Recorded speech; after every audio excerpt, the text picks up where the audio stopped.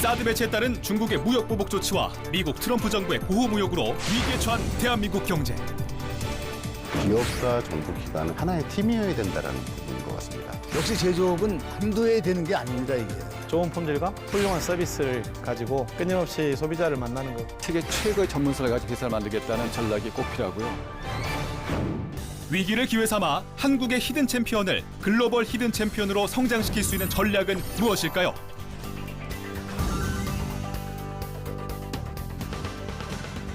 교수님 안녕하십니까? 안녕하세요. 예. 반갑습니다. 우리나라 기업인들이 가장 만나고 싶어하는 경영학자 유필화 교수님 반갑습니다. 반갑습니다. 예. 세계 최초로 히든 챔피언이라는 말을 만든 독일 헤르만 지몬 교수 글들을 국내에 처음 소개한 유필화 교수입니다. 이 중소기업을 위해서 불철주야 열심히 뛰는 교수님의 활약 기대하겠습니다. 하시는 만큼 열심히 해보겠습니다. 자리로 들어가시죠. 네. 안성주 대표님 반갑습니다. 세계 최초로 듀얼 부팅 태블릿 PC를 개발. 스마트 교육의 미래를 열어가고 있는 MNG-ENT의 안성주 대표입니다. 새로운 제품 개발에 주력하신다고 알고 있습니다. 예, 지금 저희가 작년 11월부터 빔 프로젝터 제조를 시작했습니다. 일본 브랜드의 아성을 깨기 위해서 지금 저희가 노력하고 있는 중입니다. 예. 그동안 이 회사를 히든 챔피언으로 육성하기 위해서 정말 많은 노력 기울이고 계신데 오늘 이 자리에서 우리 대표님의 좋은 말씀 기대하겠습니다. 예, 감사합니다. 예. 자리로 모시겠습니다. 예. 회장님 안녕하십니까? 예, 안녕하세요. 예, 반갑습니다. 세계 최초로 수명 100년인 파이프를 만들다. PPI 평화의 이종호 회장입니다.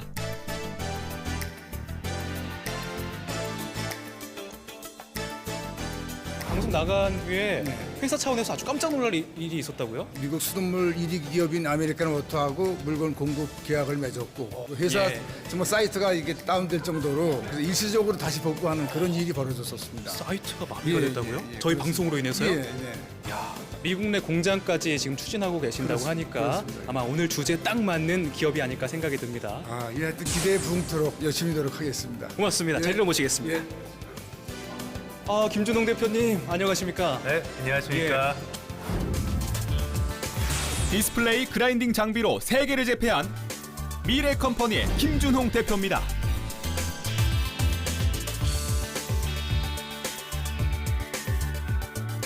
저희가 창립 이래 처음으로 공채를 진행을 했습니다. 실제로 그러면 그 취업 지원자들이 이 방송을 보고 지원을 한 건가요?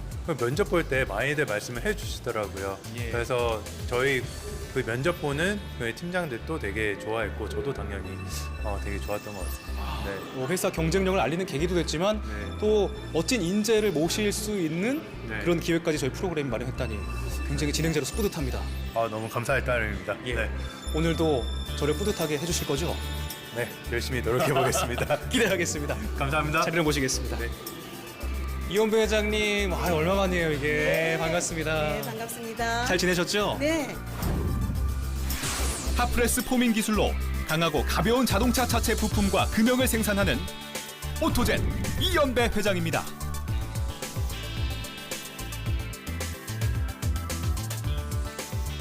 올해 1월 1일에 방송이 됐잖아요. 네. 회사 차원에서 좀 변화가 있었습니까?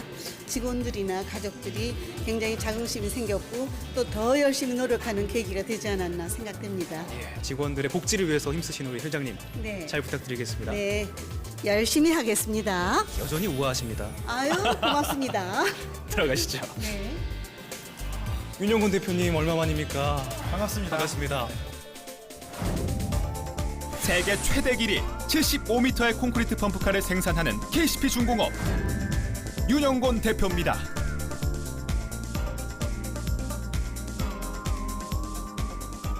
저희 방송 출연하시고 많은 변화가 있으셨다고 알고 있습니다. 강소기업의 힘이다가 힘이 되었습니다. 어떤 힘이 됐습니까? 미국에 특히 전시회가 있었는데 메이저 채널에 저희 회사가 방송되었다는 걸 많이 알렸고 그걸 통해서 많은 신뢰와 믿음을 얻었습니다. 예, 평소와 같이 네. 아주 화려한 입담으로 활약해 주시길 기대하겠습니다. 들어가시죠. 네.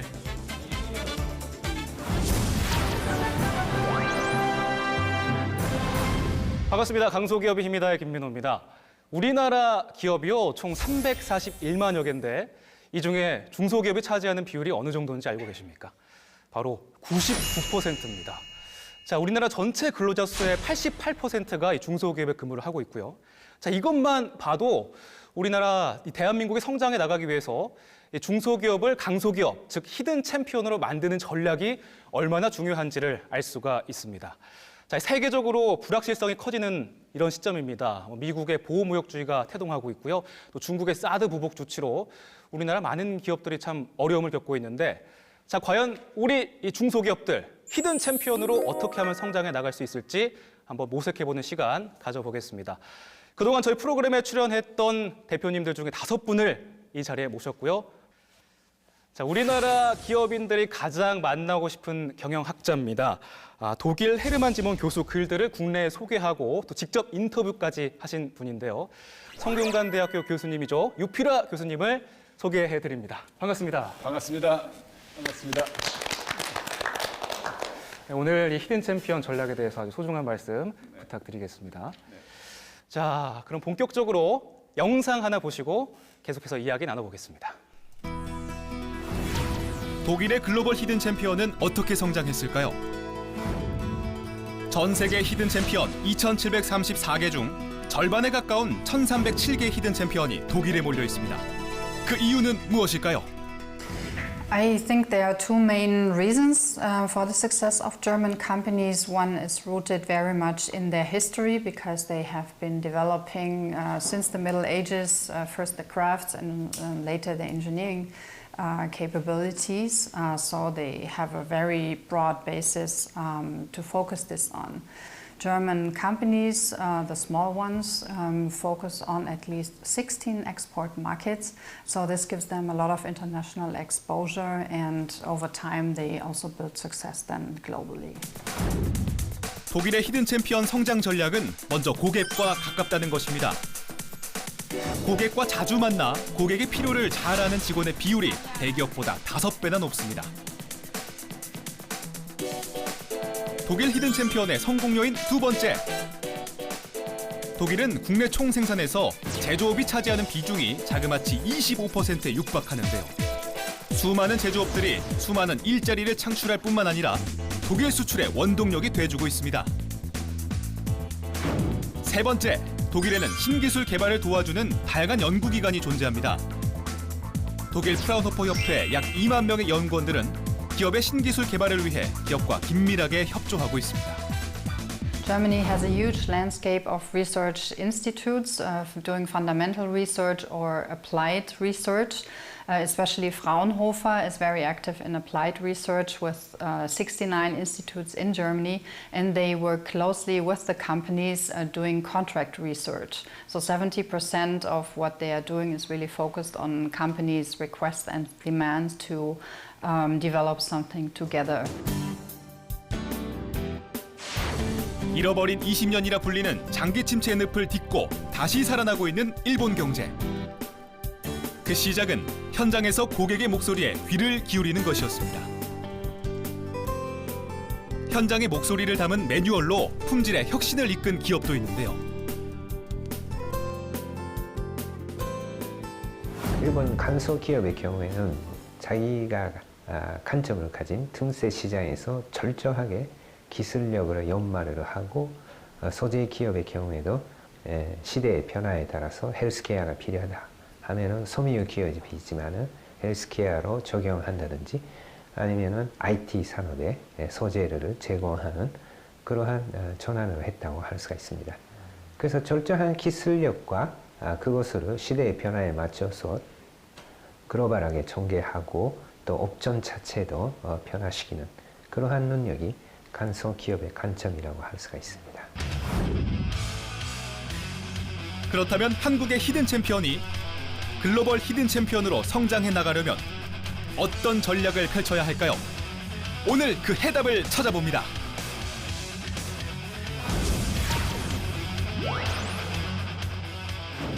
네, 보고 오신 것처럼 선진국일수록 강소기업을 육성하기 위해서 다양한 전략을 쓰고 있는데요.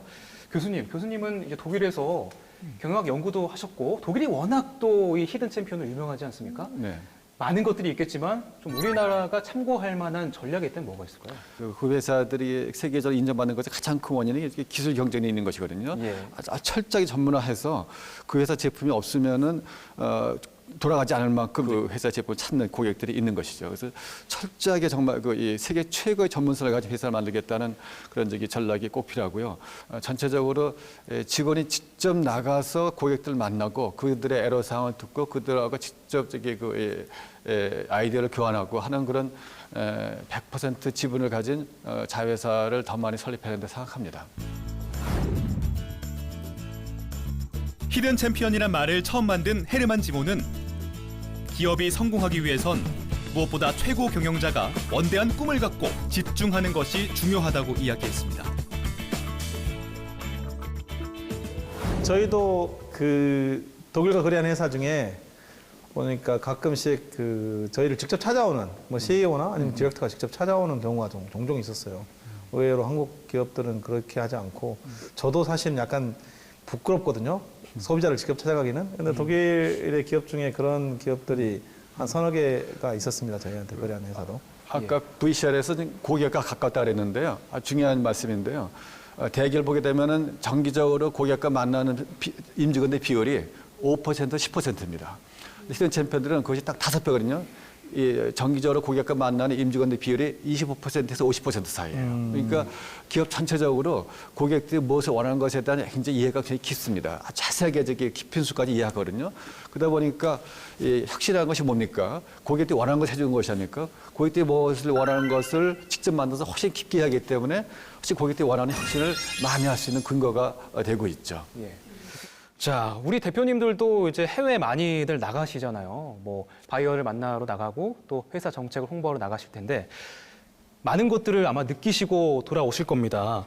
우리나라에도 이런 게 좀 있으면 좋겠다. 좀 해외 사례 중에 좀 참고할 만한 정책이 있다면 뭐가 있을까요?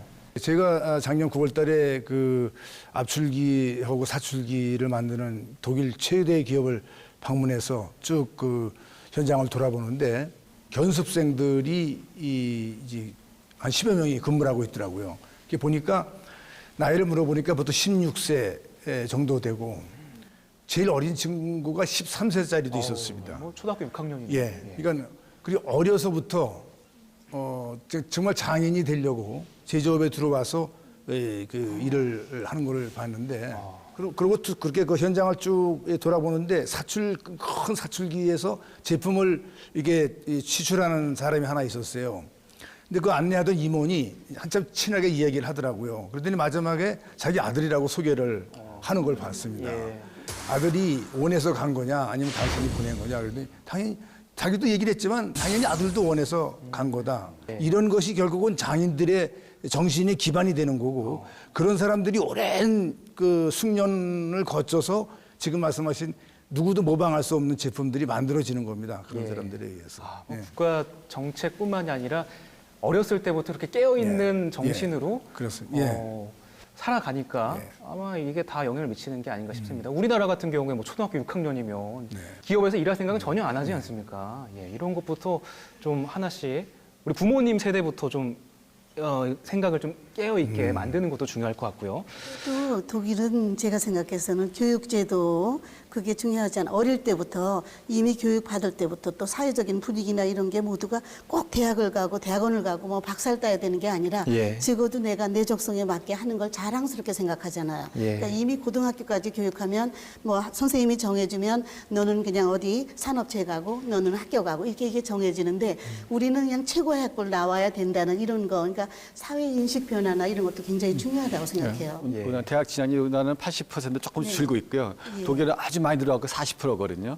대학을 안 가는 60%의 청년들이 어린 나이에 일을 시작해가지고 이제 대학 간보다 먼저 돈을 벌기 시작하죠. 그 다음에 조금 더 시간 지나면 장인, 마이스터가 되거든요.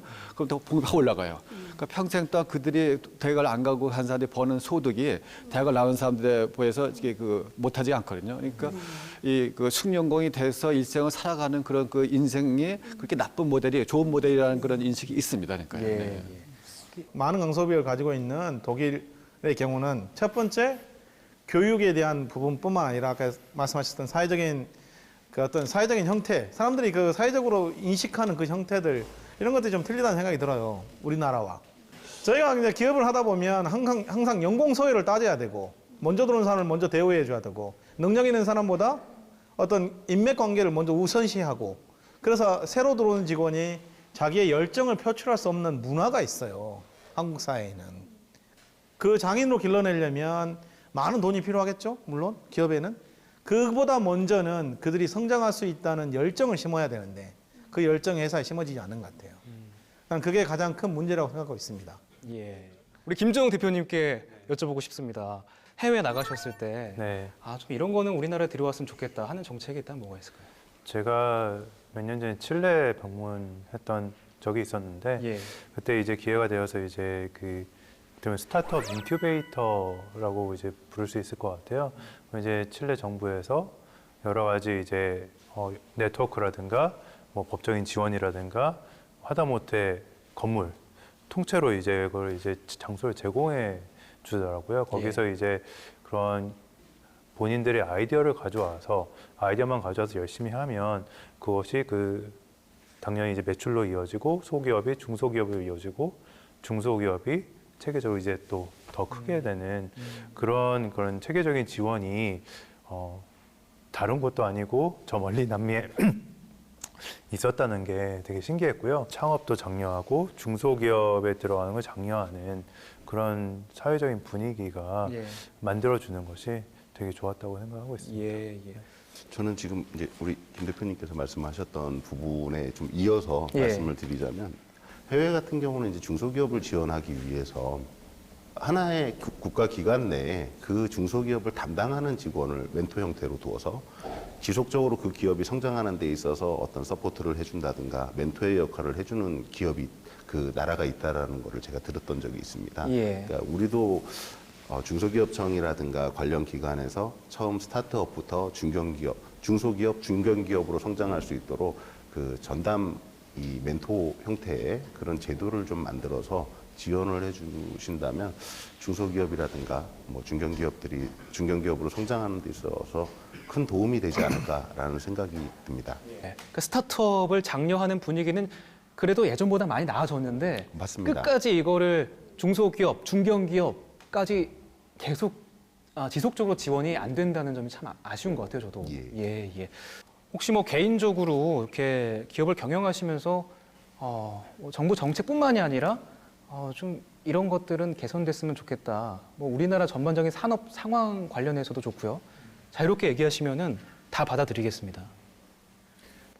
정책을 입안해 주실 것처럼 얘기하시면 뭐 보시는 분들은 판단하시겠죠. 저도 이제 대표님과 동의하는데 항상 기업이 처음에 스타트하거나 파이낸셜 스테이트먼트, 재무제표가 좋지 않은 상황에서는 은행도 지원하지 않고 국가도 지원하지 않고 주위에 있는 친구도 도와주지 않고 가족도 외면하죠. 이게 뭐 어쩔 수 없는 현실이긴 한데 제가 늘 이 한국에서 사업을 하면서 어려웠던 점이 똑같은 면입니다. 처음 시작하면 자금도 없을 뿐만 아니라 지원해주는 은행 아니면 아이디어를 받아주는 전략적 투자 은행 또한 존재하지 않습니다. 그게 한국에서 어떤 새로운 산업을 일으키거나 새로운 아이디어로 기업을 키우는 데는 엄청난 한계가 있는 것 같습니다. 저희가 미국에 있는 저희 지사에 미국의 투자은행이 투자하겠다는 의향서를 보내는 걸로 봐선 미국은 어떤 사업이 되면 거기에 전략적으로 투자하고 같이 이익을 쉐어하는 그런 전략적 투자은행이 대단히 많은 것 같습니다. 근데 잘하는 부분도 저는 얼마 전에 기업은행에서 그 법무부하고 협약식을 가져가지고 법무부에 한 200명의 변호사를 두고 해외 갈 때 거기에 필요한 거 또 나라마다 지역마다 해서 도움을 받을 수 있는 그런 얘기를 듣고 정말 굉장히 그래도 우리나라가 뭐가 달라지는구나.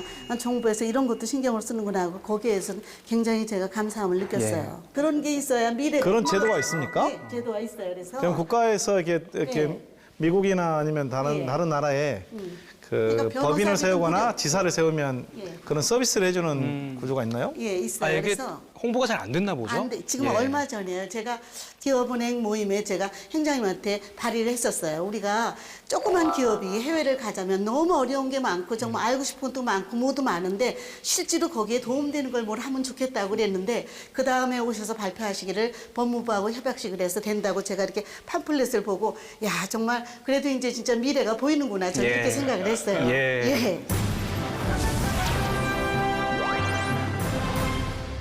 자, 다음에는 기업 운영하시면서 참 힘든 점들이 많으셨을 텐데 이번 기회를 통해서 개인적인 고충도 좋고요. 운영하는 면에서 좀 힘든 점이 있다면 자유롭게 말씀하시는 순서 갖겠습니다. 저희 같은 경우는 그 미국 진출하기 위해서 미국 그 위생규격 NSF라든가 또 미국 수도협회 AWWA 규격 같은 것을 2007, 8년도 초에 이게 인증을 신청을 해서 또 한 2, 3년씩, 3, 4년씩 걸려서 이제 인증을 받았는데 받고 나서도 연간 유지 비용이 한 1억 가까이 들어가는 겁니다. 그런데 미국에 아무 그 반응이 없고 이걸 2, 3년 지나니까 직원들이 이걸 계속 우리가 인증을 가지고 있어야 됩니까? 말아야 됩니까? 이제 이런 이야기들이 나오기 시작을 하는 거죠. 그래서 포기를 할까도 생각을 했었습니다만은 그래도 너무 그 인증을 처음에 취득하기까지의 힘든 어려움이 있어서 이왕 어렵게 한 거니까 기다려보자. 그래갖고 이제 그 ISO 총회에 가서 발표도 하고 또 미국 그 시카고 상소사업본부에 가서 설명회도 갖고 이러니까 이제 그것이 미국 전체 전문가들 물 관련 전문가들한테 알려지게 되어가지고 이제 연락이 와서 찾아가게 됐는데요. 도시의 상하수도를 연결해주는 파이프. 그런데 오래되면 녹슬고 보식되는 것이 문제입니다. PPI 평화는 세계 최초로 100년 쓸 수 있는 플라스틱 소재 파이프를 개발하는 데 성공했는데요. 플라스틱 소재로 만든 파이프가 쇠보다 강하다는 놀라운 연구 결과에 세계 각국이 관심을 보이기 시작했습니다. 미국 국립위생규격을 통과한 것은 물론 미국 제로협회, 미국 수도협회 인증까지 받았는데요. 2016년엔 미국 세인트루이스 메라미강 하구에 PPI 평화에서 개발한 신소재 파이프가 사용됐습니다.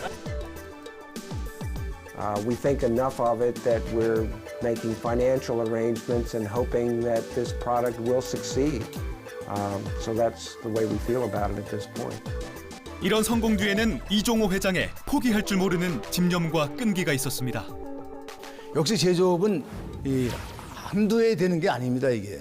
예, 특히 산업재는 오랜 기간 길게 보고 그래서 평생 보고 가야 됩니다, 이게. 예.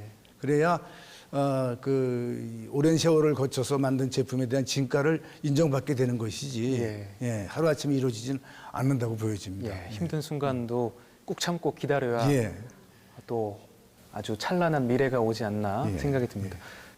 대단하시네요. 물의 소중함을 다시 한번 일깨웠고요. 또 하나 생명을 살리는 일이죠. 그게 바로 물이라는 게. 그러니까 정말 많은 사람들의 수많은 사람들의 생명을 살리는 일이라 존경스럽습니다. 예, 이게 미국 가서도 미국 고객들한테 저희가 파이프 좋다는 말 안 합니다. 딱 두 가지 얘기를 하는데 우리는 한번 이게 시공을 하게 되면은 100년 동안 건강한 물을 미국 시민들한테 공급해서 미국 시민들의 건강을 이바지한다, 건강에. 이런 이야기를 하고 두 가지 또 하나는 한 번 시공하면 100년을 가니 미국 정부 예산을 절감하는 거다.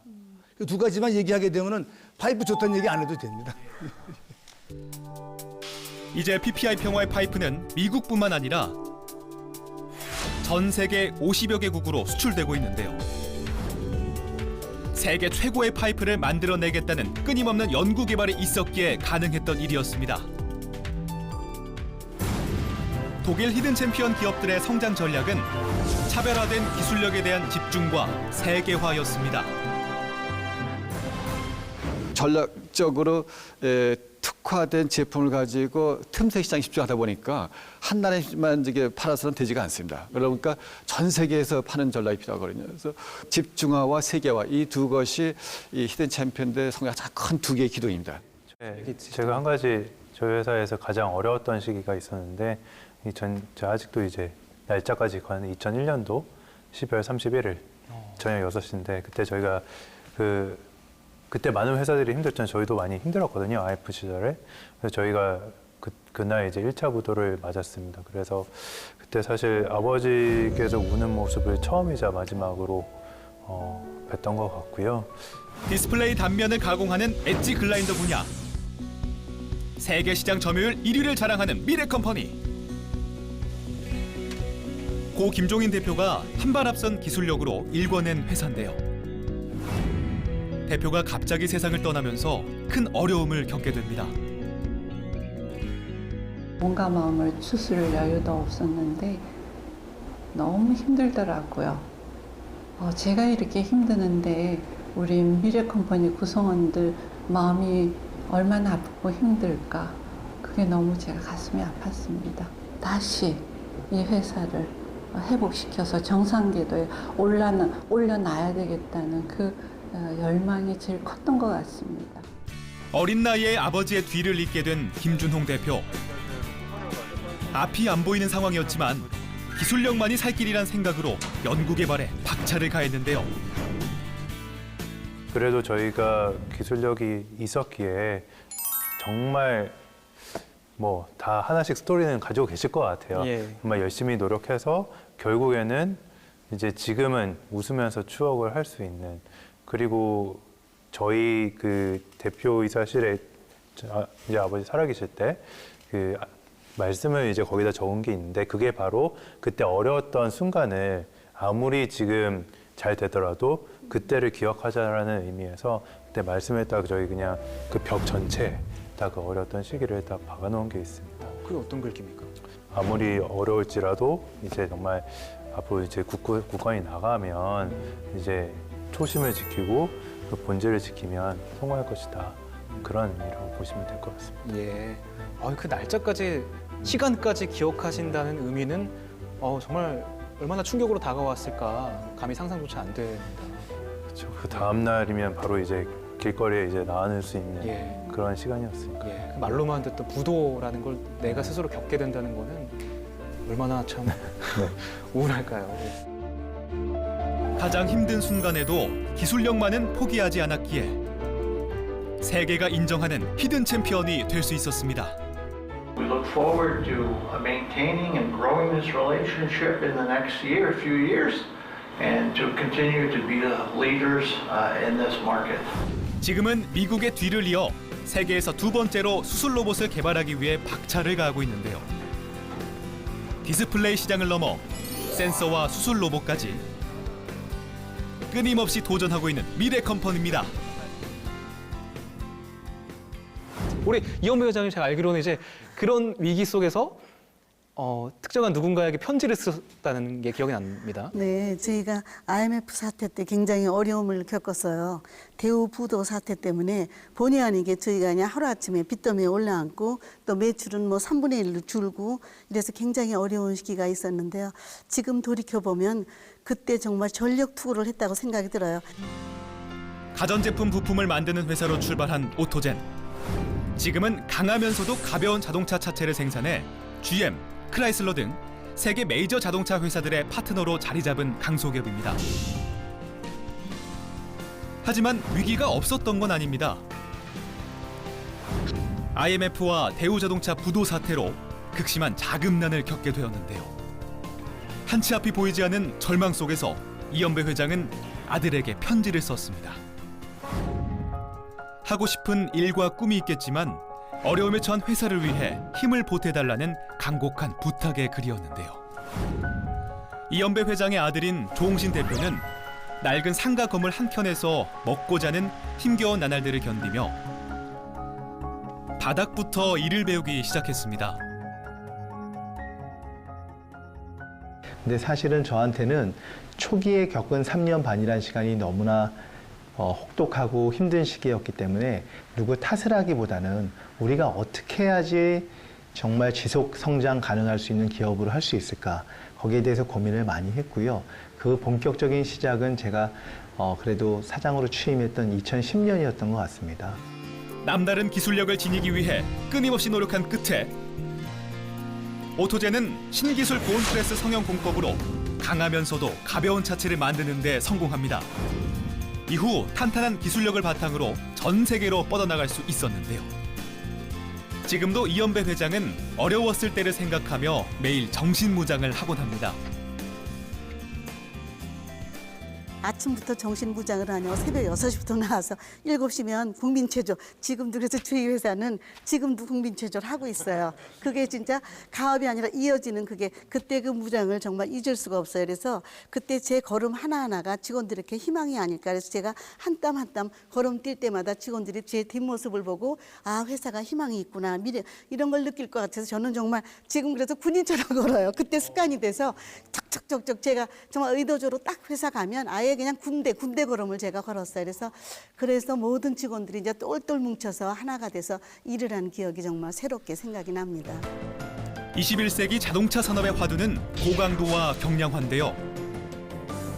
오토젠에서 고온프레스 성형 공법으로 만든 차체는 강하면서도 가벼워서 세계적으로 호평을 받고 있습니다. 최근에는 탄소 섬유를 이용한 초경량 부품도 만들고 있는데요. And we demand the highest quality standards from our suppliers as a company priority, and we needed to do that because we needed to attend our clients' demand around the world. This does AutoGem on market leading competitiveness in various areas from die manufacturing to new technology research. 위기를 차별화된 기술력으로 극복한 오토젠. 오늘날 오토젠의 성공 뒤에는 매일 정신무장하며 회사를 이끌어온 이연배 회장의 남다른 리더십이 있었습니다. 아, 리더가 얼마나 중요한지를 새삼 깨닫습니다. 걸음걸이 하나까지 신경 써야 하는 게 리더는 걸어다니는 비전이거든요. 예. 참 감동 스토리네요. 이렇게 직원들한테 이렇게 하셨다는 게. 두 분이 오늘 굉장히 서로 칭찬하시는 분위기가 묘합니다. 예. 저희도 어려울 때 어려운 시절이 있어서 그때 그 직원들의 다 났던 힘을 모으기 위해서 전 직원들한테 편지도 여러 차례 보냈고 또 대고객들한테도 회사가 변모되는 그 어려움을 극복하는 과정을 계속 편지로 알렸습니다. 저희도. 예. 소통을 열심히 하셨군요. 예. 우리 안성주 대표님도 제가 알기로 굉장히 많은 사업 아이템을 계속 교체하셨잖아요. 처음에는 이제 DVD방 프랜차이즈 사업으로 시작을 하셔가지고 여기까지 오셨는데요. 이제 저희 같은 경우는 가장 어려웠던 부분이 대기업의 제품하고 동일한 제품을 생산하는 뭐 태블릿 PC라든가 이런 IT 기기를 생산하다 보니까 이게 AS가 될 것인지에 대한 그 소비자들의 두려움이 굉장히 컸습니다. 특히 저희는 이제 교육용 제품을 만들면서 가끔 학교 기관들에 납품을 해야 되는 입장인데 제품을 보시고 충분히 평가를 하시면서 아, 제품이 정말 좋다. 근데 AS가 문제가 되지 않겠느냐라는 말씀을 참 많이 들었습니다. 정말로 가슴 아플 정도로 많이 들은 말씀 중에 하나가 AS가 잘 될까라는 의문을 항상 가지셨습니다. 그래서 뭐 심지어는 저희 정말 AS 잘할 수 있습니다 라고 말씀을 드리면 아니 그 말씀을 충분히 알겠습니다. 근데 회사가 망하면 AS 안 되잖아요. 이런 말씀을 정말 많이 들었거든요. 안드로이드와 윈도우를 동시에 부팅할 수 있는 태블릿을 만들면 어떨까? 새로운 사업 아이템을 들고 금융권을 찾은 안성주 대표. 하지만 반응은 차갑기만 했습니다. 중소기업에서 태블릿 PC를 만드신다고요? 네. 아니, 태블릿 PC라고 하면은 우리나라 대기업들도 많이 만들고 해외 대기업들도 많이 만들고 지금 제품이 많잖아요. 에이, 안 될 것 같은데. 하겠네요. 하지만 안성주 대표는 포기하지 않았습니다. 뛰어난 제품력을 확보한 뒤 중소기업 제품에 대한 선입견을 뛰어넘기 위해 비포 서비스라는 남다른 서비스 전략을 펼치기 시작했는데요. 저희는 이제 그런 부분들을 좀 극복하기 위해서 비포 서비스라는 제도를 운영해서 실제로 저희가 전남 고흥이라는 곳을 제가 처음 가봤는데 고흥에 그 나로를 발사하는 곳이 있는 부근에 학교에 태블릿 PC 4대를 납품했습니다. 그리고 매달 가면 이걸 왜 판매를 해야 되느냐라는 저희 직원들의 의문을 참 많이 들었는데 저희는 역으로 발상을 한 게 이게 마케팅이다라는 생각을 갖자. 그러니까 이게 우리가 소비자들한테 해주는 서비스이기도 하지만 하나는 또 다른 한편에서는 이건 우리의 마케팅이라는 생각으로 접근을 하자. 이런 부분들이 좀 주요하게 또 하나의 성장 동력이 될 수 있었던 부분인 것 같아요. 예. 고장나기 전에 미리 찾아간다는 그 회사 이미지 자체가 이미 준비된 회사고 뭔가 우리를 위해서 봉사해 주는구나라는 느낌이 아주 충분히 듭니다. 그런 일 금방 입소문이 나요. 그런 일은요. 네. 사람들이 가만 안 있거든요. 실제로 교수님 말씀하시는 것처럼 저희가 이제 그런 사례가 많았습니다.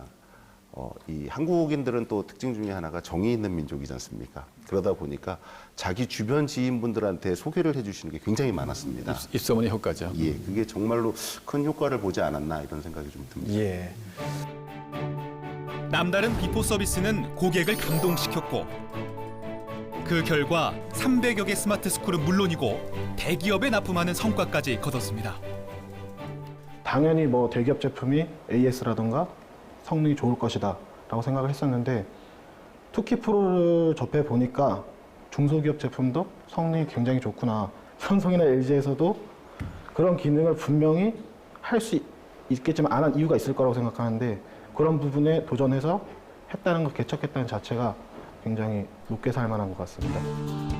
이제 MNG-ENT의 차별화된 제품과 서비스는 중동, 중남미, 인도 등 세계 각국으로 뻗어나가 대한민국 강소기업의 위상을 드높이고 있습니다. 중소기업의 강점이 이게 아까만 서비스라 했는데 서비스의 이게 좋은 점 뭐냐 말이죠. 금방 힘낼 수 없거든요. 그래서 제품력을 개선하시되 남들이 해줄 수 없는 그런 서비스, 아까 비포 서비스라고 하셨는데 남들이 해줄 수 없는 서비스를 더욱더 경쟁력 강화해서 자신감을 갖고 세계화는 우리 한국 편이다라는 자신감을 갖고 열심히 세계를 다니시는 것이 이게 우리 기업인들 할 일입니다. 저희도 뭐 우리 이 회장님처럼 전시회를 통해서 미국 소비자를 만났고 미국 시장을 진출한 지 15년이 됐습니다. 그 시장의 소비자의 시각을 바꿔내는 게 가장 힘든 것 같습니다. 예. 일단 뭐 좋은 제품과 좋은 성능의 제품을 가지고 한다 하더라도 그 시장의 소비자의 시각을 바꾸는데 상당히 많은 기간이 걸리는 것 같고 그 처음에 KCP 중공업은 미국 시장을 공략할 때 어떤 네. 전략을 썼습니까? 저가 정책을 썼습니다. 사실은 저가 정책에 많은 뭐 소비자들의 그 구매는 있었지만 돌아오는 그 안 좋은 이미지에 대한 타격이 상당히 컸습니다. 건설 현장에 없어서는 안 되는 필수 장비, 콘크리트 펌프카.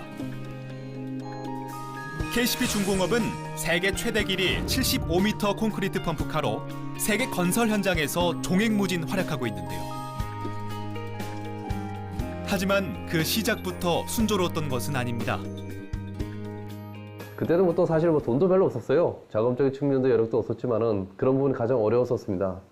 일단은 누가 우리 장비를 사줄 것인가 고객을 찾는 게 굉장히 어려웠었어요. 근데 그게 좀 어렵고 그 다음 문제는 트럭을 어떻게 구매를 할 것인가 왜냐하면 돈이 없었기 때문에. 근데 그런 부분에서도 우리 동료들이 없었다면은 그걸 아마 해결을 못했을 가능성이 높아요. KCP 중공업의 힘은 사람입니다. 가진 것 하나 없이 세계 최고의 콘크리트 펌프카를 만들겠다는 포부 하나로 뭉친 5명의 젊은이들이 꿈과 열정으로 만든 회사입니다. 예, 당시만 해도 한국산이라고 하면 미국에서는 좀 부담을 가질 때. 그렇죠. 저희가 진출한 2000년에 한국 장비에 대한 그 시장 점유율은 정확히 말하면 제로였습니다. 독일의 푸츠마스터나 슈빙이라는 두 회사가 미국 전역을 장악하고 있었고 미국의 그 현지 제조사는 없습니다. 독일 회사와 저희의 싸움이었는데 저희가 처음에 진출할 때 저희 이미지는 정말 대단히 어려웠고 저가 정책에 많은 시장을 점유한다는 건 불가능했습니다. 예. 뭐 팩터는 간단합니다. 좋은 품질과 훌륭한 서비스를 가지고 끊임없이 소비자를 만나는 것 외에는 그 시장을 개척하는 길은 없다고 생각합니다. 예. KCP 중공업이 높은 기술 장벽을 뛰어넘기 위해 택한 전략은 현장에서 고객의 목소리를 듣는 것이었습니다. 고객이 필요로 하는 기술을 실현하기 위해 최선을 다한 결과 누구나 인정하는 최고의 기술력을 지닐 수 있게 됐는데요. Till this time, many customers use it in Czech Republic. 3 mark: Putzmeister, Schwing, and Sifa. From 2007, use it also KCP. And compare another pump, KCP. It is quality is very good and still working without any mistake. 가진 것 하나 없이 불가능을 가능으로 바꾼 대한민국의 히든 챔피언들. 그렇지. 그들의 도전과 열정 그리고 자신감은 세계 최고를 향한 가장 확실한 성장 전략이 되어줄 것입니다. 기업이라는 말이 있는데요. 기업은 맞아 독일 말 쓰는 운터네멘이거든요. 운터네멘 자체가 이게 위험을 부담한다는 거예요. 도전한다는 것이거든요. 운터네멘이라는 말 자체가 위험을 무릅쓰고 뭐 한다. 기업 경영 자체가 위험을 무릅쓰고 도전하는 것이 이게 기업 경영의 본질입니다. 예. 철학적인 얘기, 또 사소한 걸음걸이 얘기, 또 뭐 비포 서비스, 뭐 글귀 정말 여러 가지 이야기들이 많이 나왔는데 김준홍 대표님은 사실 여기서 얼굴로는 가장 어려워 보이시거든요. 예. 아마도 아마 최연소 아마도 그렇지 않을까 싶은데 로 여기 네. 참석하셨는데 네. 선배님들 얘기를 쭉 들으셨잖아요. 네. 가장 후배로서 어떤 생각이 네. 드시는지요? 사실은 제가 어디를 가도 막내인 건 맞고요. 그럴수록 이제 더욱더 많은 걸 배우고 있는 상황입니다. 왜 기업을 해야 될까에 대한 걸 제가 새로운 이제 대표이사가 되고 나서 새로운 미션과 비전을 이제 세울 때 뭔가 그런 문화적인 거라든가 이걸 해가지고 어떻게 해야 되는 근본적인 고민이 좀 부족하지 않나라는 생각이 들어가지고 그거에 대해서 고민을 많이 하고 있던 찰나에 또 이렇게 말씀을 해주시니까 또 많은 또 비슷한 또 고민들을 해주시고 있으시구나. 그래서 되게 미안도 없고 동질감도 지금 얻고 있습니다. 예. 사실 대표분들을 이렇게 만나서 허심탄회하게 얘기할 자리도 많진 않거든요. 예. 우리 안성주 대표님은 그 다음 후배인 것 같은데 제가 보기에 맞는지 모르겠지만 맞습니다. 예. 어떻게 생각하십니까? 일단은 뭐 우리 선배 CEO 분들한테 말씀을 들어보니까 절대 동감을 하는 부분이 많은 것 같습니다.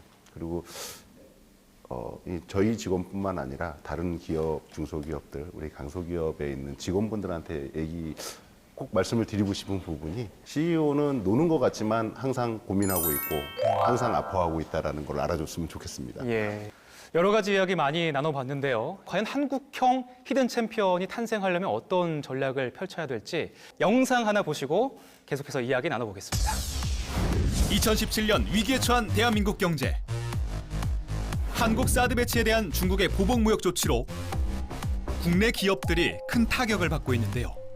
우리가 중국에 굉장히 많은 기업들, 우리의 웬만한 기업들은 다 중국에 나가 있다고 보면 되거든요. 그래서 거기서 영업 활동을 하는 기업들에 대해서 뭐 세무조사나 뭐 소방점검이나 위생점검이나 뭐 이런 것들을 집중적으로 하게 되면은 아무래도 기업 경영에 굉장히 타격을 입게 되고 화장품, 그다음에 식품, 의류 뭐 이런 쪽에 뭐 전자제품 이런 쪽에 이제 소비재 제품들이 상당히 이제 영향을 받게 되는, 그래서 관련되는 기업들도 영향을 받게 되는 그런 형태로 지금 되고 있고. 뿐만 아니라 미국 트럼프 대통령이 미국 우선주의, 보호무역주의를 표방하면서 대미 수출에도 빨간불이 들어오고 있습니다. 게다가 우리나라 주력 산업인 자동차, 조선, 철강 산업의 성장이 둔화되면서 신성장 동력을 찾지 못한 대한민국 경제에 대한 우려의 목소리가 높아지고 있는데요. 위기에 처한 대한민국 경제. 힘겨운 고비를 맞이하고 있는 대한민국의 히든 챔피언. 과연 그 위기를 어떻게 돌파해야 할까요?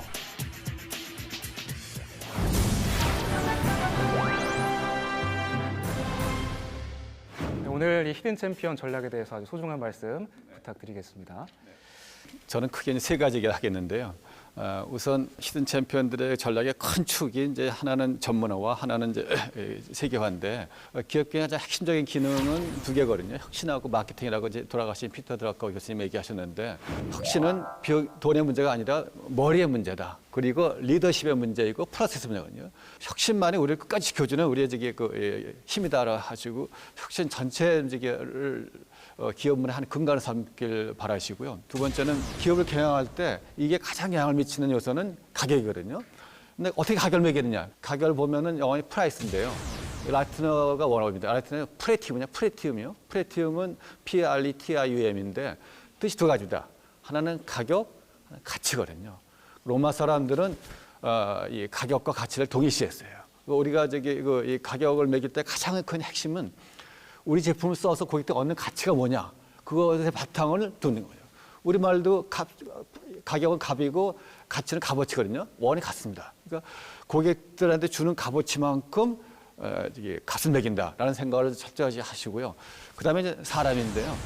CEO가 거래라는 비전이 되고, 그다음에 회사가 나가 구별이 있어야 합니다. 24시간 몰입을 하게 되면은 통찰력이 생기고 지혜가 생기고 조업원도 존경하고 고객도 존경하고 경제도 존경합니다.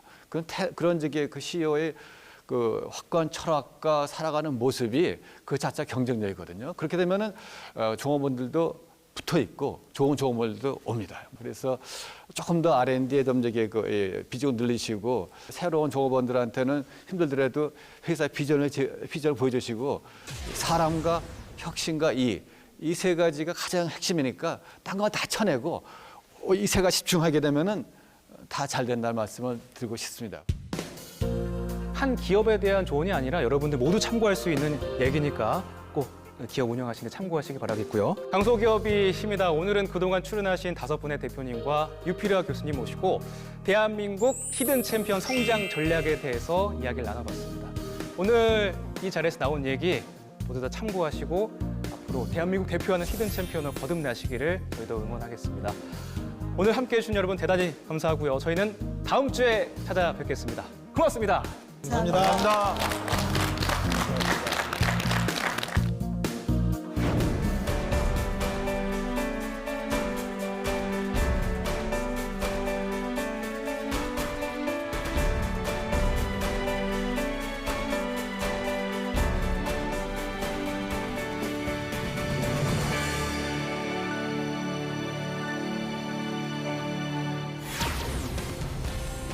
지구 표면의 3분의 1을 차지하는 바다의 환경이 위험하다.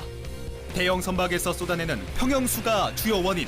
해양 생태계를 교란시키는 선박 평형수 문제를 해결하기 위해 우리의 강소기업이 나섰습니다. 조선기자재는 아직도 1등이 하나도 없었습니다. 유일하게 조선기자재 부분에서 저희들이 1위를 달고 있습니다.